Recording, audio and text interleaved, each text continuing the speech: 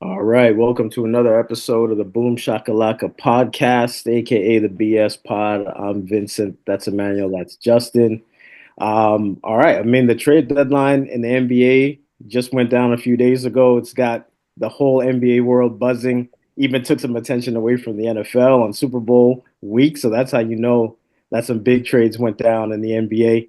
Obviously, as you know by now, we're a Raptors focused podcast. We're from the Toronto area, so let's start with the Raptors. The Raptors, they landed Brandon Ingram in a three-player deal. They sent Bruce Brown, Kelly Olynyk, and a first round and a second round pick to New Orleans in exchange for Brandon Ingram. And apparently, according to Bobby Webster, Raptors GM, Brandon Ingram actually chose Toronto. He said it was an intentional effort by Ingram to want to come to the Raptors. Shams was reporting and Chris Haynes was reporting that it was coming down to between Toronto and the Atlanta Hawks to get Brandon Ingram, and he chose Toronto. So, what do you guys think about Brandon Ingram joining the Raptors? Him choosing the Raptors, and what do you think about the Raptors' future going forward with Ingram in the fold? Well, this might have been the biggest fleece of the trade deadline. For whenever I see a trade, the first thing I look at is what you actually lose, what you actually give up, and giving up Kelly Olynyk and Brown, those guys weren't really going to be part of the future anyways. And then even the draft pick that we gave up, you're giving up Indiana's 2026 pick and his top four protected at that. Indiana's a playoff team. That wasn't going to be a lottery pick anyway. So essentially, you're getting a top draft pick for basically nothing. Now, I know Ingram has had his injury issues the past few years, which is something that the Raptors may need to be concerned about. But the reality from what you gave up, even if you got, let's say, 50 games out of Ingram, not that you want 50 games, that's still helping your ball club. And he fits the mold of what we actually want. He's a 6'9" guy that can play various positions. And with the Raps, we have guys around that 6'7" to 6'9" height that are very versatile, can play different positions. So that really fits the mold. Not to mention Ingram is only 27 years old. So it does fit with that youth sort of development that we want to go with. He's a young vet. So it really just fits the mold of what the Raps are looking for anyway. And then you think about the future, you think about next year. From what it looks like now, we should get a top lottery pick. You couple that with Ingram, with the healthy Quickly, with RJ, with Scotty, with Grady, and you got a team that can really do something within the next couple of years. So overall, I can't believe we got him for nothing really. I don't know who can not love this trade. So it's a great trade. Absolutely, I agree. There's really no downside.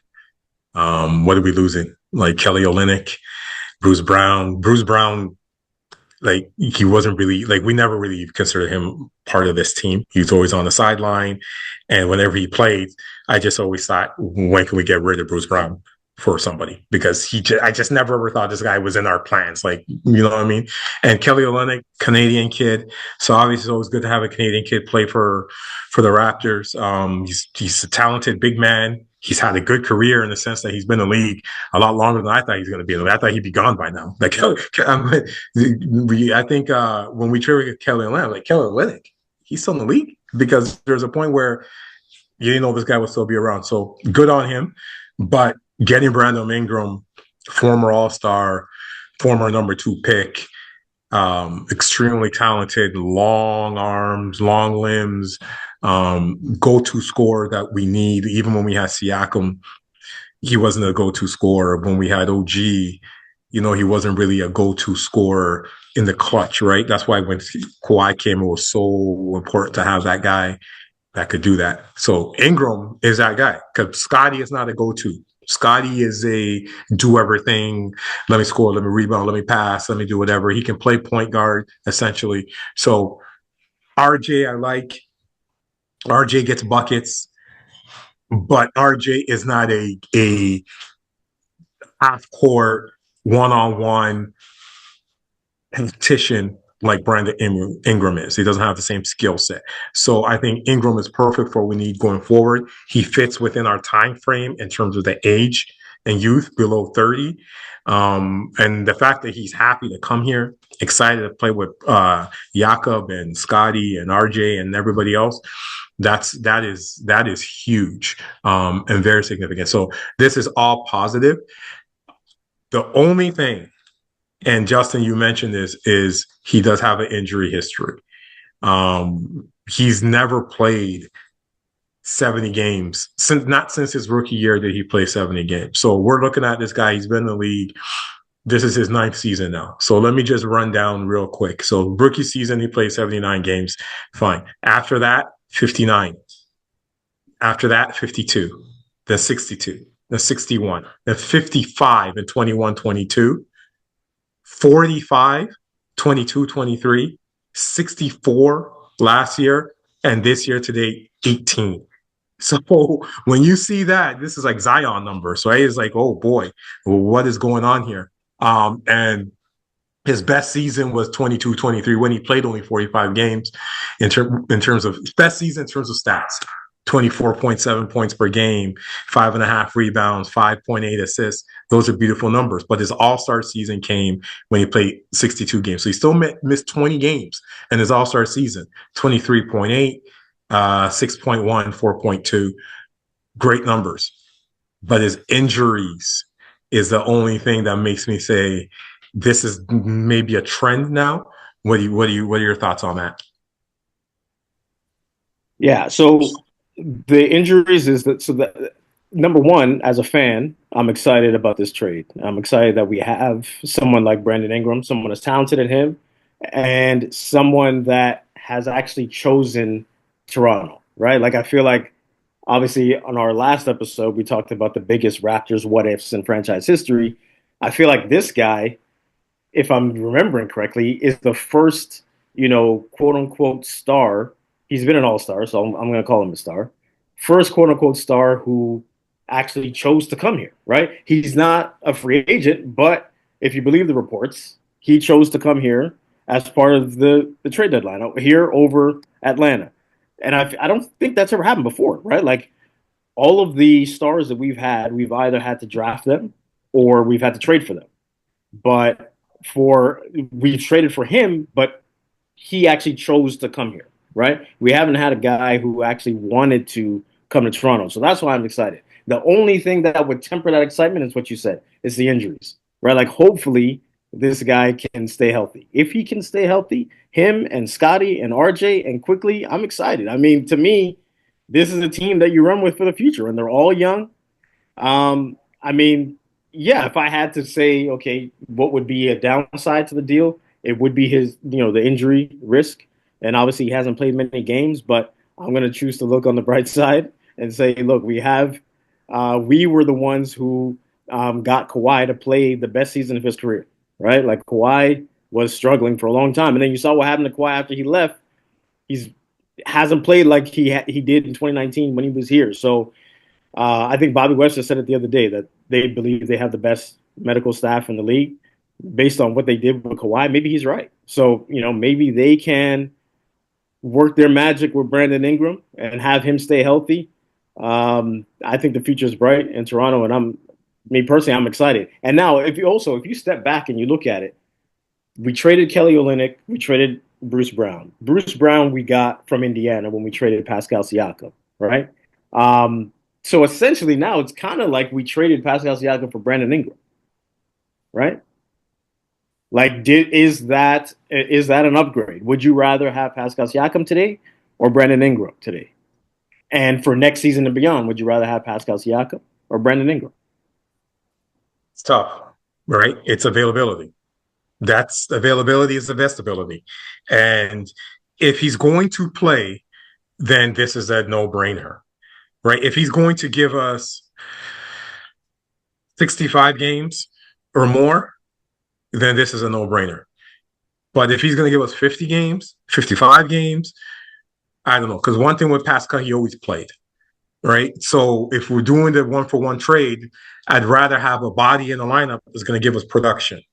But if you're going to tell me that that body in the lineup is going to be Brandon Ingram, then I would take Brandon Ingram. If you're the number 2 pick in the draft, that means your talent is immense. Pascal was not a number 2 pick, right? He doesn't have the same talent level, meaning he doesn't have the same upside as a Brandon Ingram. So I would definitely take that Brandon Ingram deal if he's going to play. And that's the thing we don't know, right? And if we get a top pick on top of that, like this team is solid, but he needs to play. Yeah, and that's what makes that question a decision rather really easy for me. You pretty much answered at the beginning. You said that the best ability is availability, which means that to me, Siakam's a no-brainer, and I wouldn't even think twice about it. If we're going one for one, there's no comparison. It's all about what have you done for me lately. I can't compare a guy that historically has missed games every single season to someone who's healthy.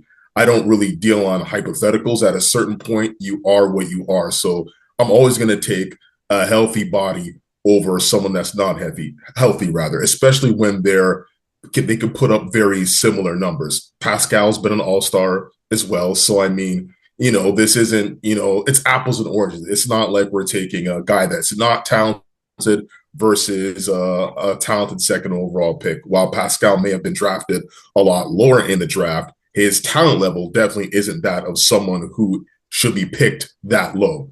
So for me, it's an easy decision. You take the healthy guy. If both guys are similar, just go with the guy that can actually play games. Going into next season, forget this season. Going into next season, knowing what you know about Brandon Ingram coming in 28, knowing what you know about Pascal, I don't know. I think Pascal's over 30 now. You would still take going to next season Pascal over Brandon Ingram? Definitely, because I know Pascal is going to play. I mean, he can score over 20 points a game, just like Ingram can. He gives you over 7 boards a game. So if we're looking at just stats wise, I'm still taking him. Like, I know what you mean in terms of overall skill level. Yeah, Brandon Ingram's just sort of a natural.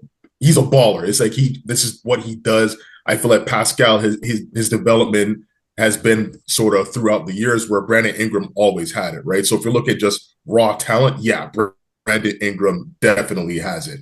But Pascal's worked hard to be where he is, to put up those numbers. And once again, I can't just say, okay, if Brandon's going to be healthy. I can't put an if on it because historically he's not healthy. So I'm not taking the risk. If you told me to choose one next year, say, hey, you could have one or the other, I'm not even going to take the risk. But for Kelly Olynyk and Bruce Brown, definitely, right? So it all matters what you're sort of giving up to me. So basically, in your opinion, we just should have held on to Pascal then. We never, because in a roundabout way, you're saying you'd rather have Pascal than Brandon Ingram. So we should have just kept Brandon Pascal Siakam a year ago or 2 years ago, whatever it was, and just continued. In your opinion, is that what you're saying? No, because you have to remember too. At the time, it wasn't, hey, we're taking Pascal or Brandon Ingram. Brandon Ingram just managed to fall into our lap, right? At the time, we just needed to go through a rebuild, right? So, as Emmanuel was saying, Pascal is 30 years old, so we're trying to rebuild and go younger because at this point we know we're at a space where you're not going to win a title. So what do? You have to rebuild. So I think it's two different things. I can't really compare that because of where we were at the time. So where we were at the time, I understand that Pascal needed to move on. We needed to sort of break things up. So I can't really say it worked out this way years later, but it really isn't a one-for-one deal. It's a hypothetical situation. Okay. Yeah. The reality is, too, if Ingram doesn't have this injury history, we probably don't get him. Similar to good point. Kawhi, right? It's the same kind of thing. The fact that he's always injured, and then he's teamed up with a teammates and Zion and CJ McCollum that are always injured as well. So that just didn't work for Pelicans.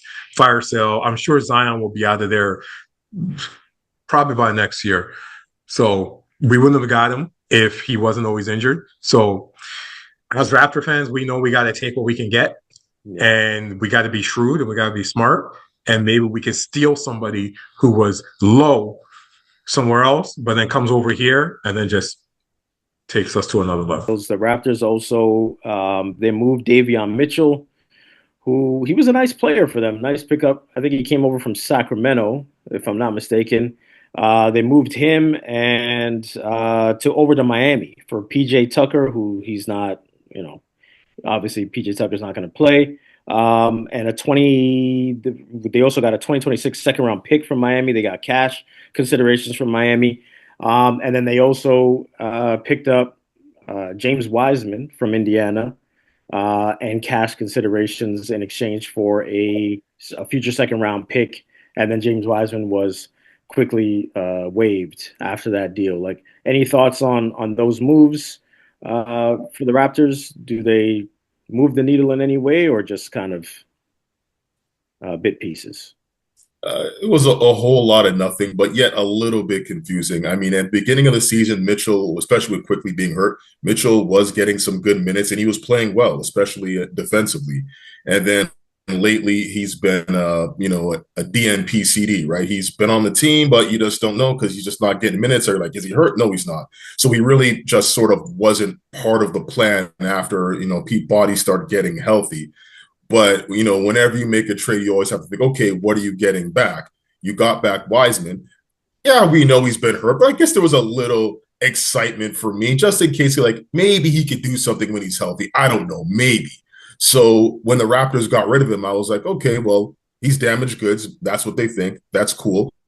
So why did they really do this trade? So I guess in the end of the day, he really just wanted the cash. He wanted some extra money, maybe a second round pick. So you figure you could get anything for Mitchell. You just think a pick and cash is better than having Mitchell on your team. So I in the end, it does nothing in terms of moving the needle, making the team better or worse. It really does nothing. So Yeah. neither here nor there. What did we get from Miami other than PJ Tucker? Did we get anything else? Or because Miami, we got a 2026 second round pick from Miami, and we got cash from Miami. okay. Because Davion Mitchell, yeah, he's like you say, he's a nice player, good guard, tough, plays defense, all that kind of stuff. But just like a logjam in that position for the Raptors, right? Jamal Sheed is like the same type of player, right? He's the same type of exact same guy, right? And then quickly, he's just been hurt all year. If he was playing, we might not have seen Davion Mitchell that much. If quickly was actually out there playing, and then you got Scotty playing point. It was just too much. So it made sense to move him on for him, even just to give him an opportunity to go play, go do something in a situation that probably needs him. PJ Tucker, like I said, nothing former Raptor. PJ Tucker, I don't know. He's not going to play for us, so he's not even significant. Wiseman. Wiseman's, again, second overall pick, which means he's a talented player, hasn't worked out in his NBA career, has had injury problems, but he also got drafted to the wrong team. He got drafted to Golden State, and I think if he didn't go to Golden State and he went to a different situation, it probably would have been better for him. I think Golden State won their they were a championship team, and they brought in a rookie, and the coach didn't let him play. Like, the coach didn't let Wiseman play, didn't let him develop. Like, he didn't have the patience for him. I don't even know why they picked him, right? So I felt like they did him a disservice, and I kind of derailed his career.